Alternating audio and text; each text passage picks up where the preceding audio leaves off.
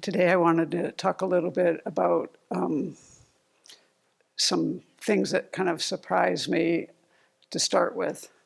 And one thing is today we'll do the Pasada, and there's a line in the Pasada where it says, "The harmony of the assembly is the surest factor for nirvana," which is beautiful, but what does it mean? It was kind of surprising to me to hear that.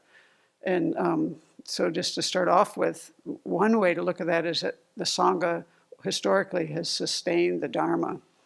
But another way to look at that is the personal transformation that happens for an individual and how that impacts a community. And Bhikkhu Bodhi, he said in 2011, I think this was at a monastic gathering, that the Buddha gave us the gift of the community, the Sangha community, but he also gave us a manual. And for me, I know this line that I will make amends according to the Dharma and the Vinaya. That's how I have it memorized.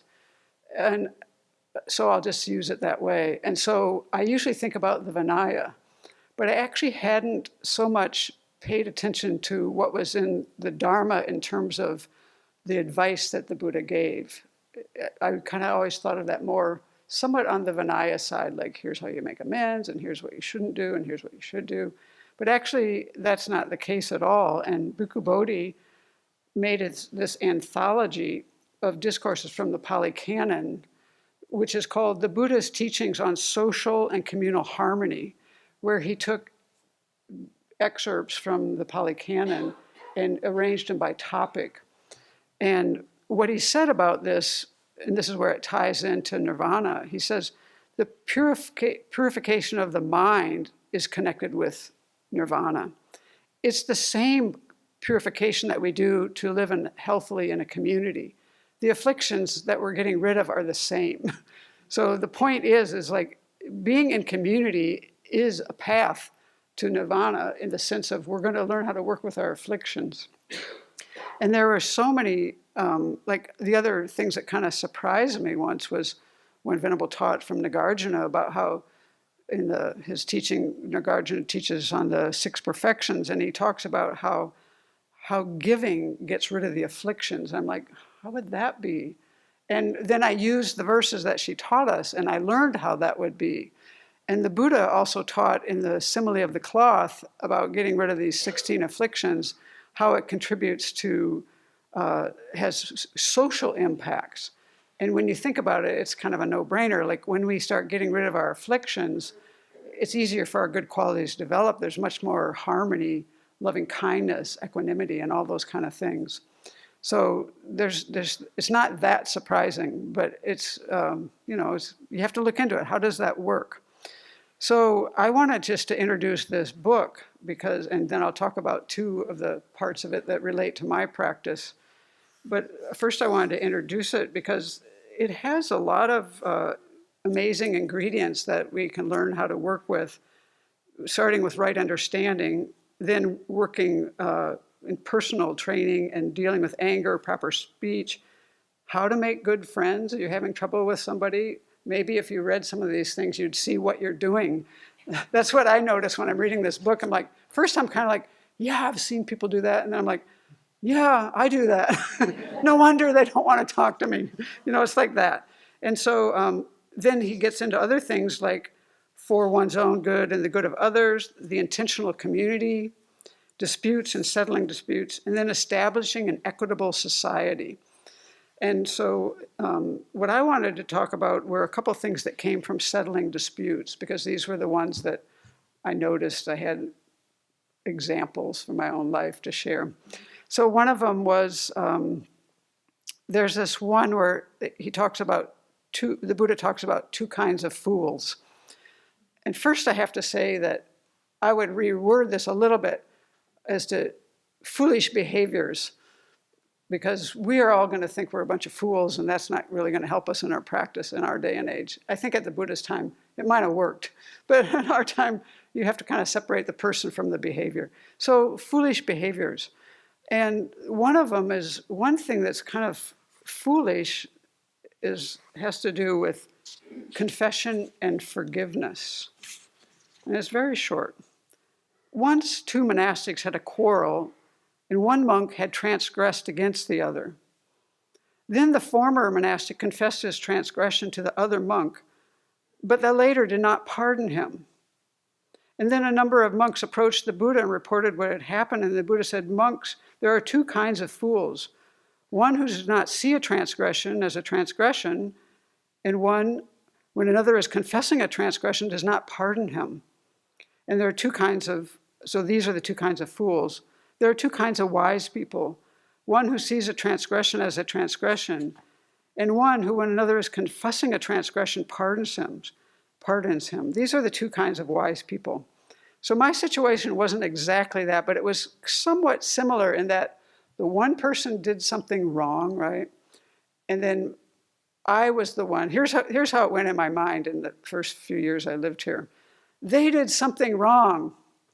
And then what would happen is I would get reprimanded. And I'm like, what? And this is how it went for the number of times this happened. They did something wrong, and I'm the one you reprimanded. I'm like, what? And then here's how I see it now.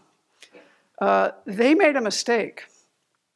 I reacted and got upset, and I did something either verbally or physically. I made this known somehow, and then I got reprimanded and corrected. This is really what was happening. But this went on.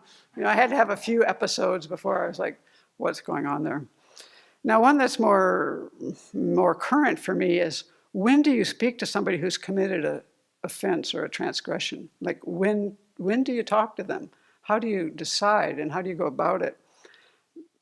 Because this is something that, that we need to give each other advice and help each other, no matter what your position is in a monastic community. This is our part of the deal. And it's good if you're younger to first kind of observe for a while and understand how Vinaya works and things work. But still, there comes to a point where we all have this responsibility. And being one of the harmonizers, this is one of my responsibilities. And so I'm always like, how do I do this? Like, what am I going to say? How do I do this?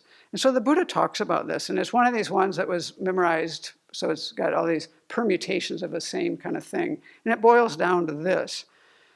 First, he says, while you are training in concord with mutual appreciation, without disputing, some monastic might commit an offense or transgression.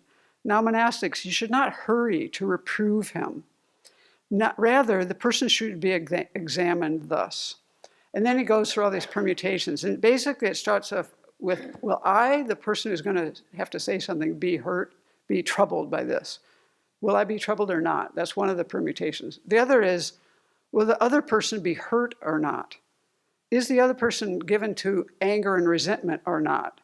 Is the other person firmly attached to their views and relinquishes it easily? Or are they not firmly attached to their views and they can relinquish them easy? And that's kind of the way that Buddha says, think about it this way. And in all of those situations, what you're trying to get to the point is asking yourself, can I make the person emerge from an unwholesome and establish that person in wholesomeness, behaviors, whatever? And then he says, it's a mere trifle if I will be troubled. It's a mere trifle if they will be hurt. All of it, it's proper to speak if you actually think you can help to establish if you can actually turn the person's mind, essentially. And I think that's how I kind of look at this, like, can I be a benefit here? Because there's always the part of the equation of like, do I want to do this? Do I want to bother? How much trouble is this going to be? How can I do this? Even how can I do this? Do I have the skill to do this? But, and that's part of the equation, right? But then what does the Buddha say? It's proper to speak if you think that actually you can help the person, essentially. But then when it comes down to that you can't, if you come to the assessment, I cannot make the person emerge from unwholesomeness and establish that person in wholesomeness, then one should not underrate equanimity towards the person. That goes a long way. And I know this from personal experience, because this was a big part of my practice in relation not to community life, but to other things in my personal life that I worked with like often for years on the cushion here and learned a lot that I didn't know before I moved here. And what I would say about that is it's a beautiful response because it's a very active response. You don't feel powerless because you're actually doing something.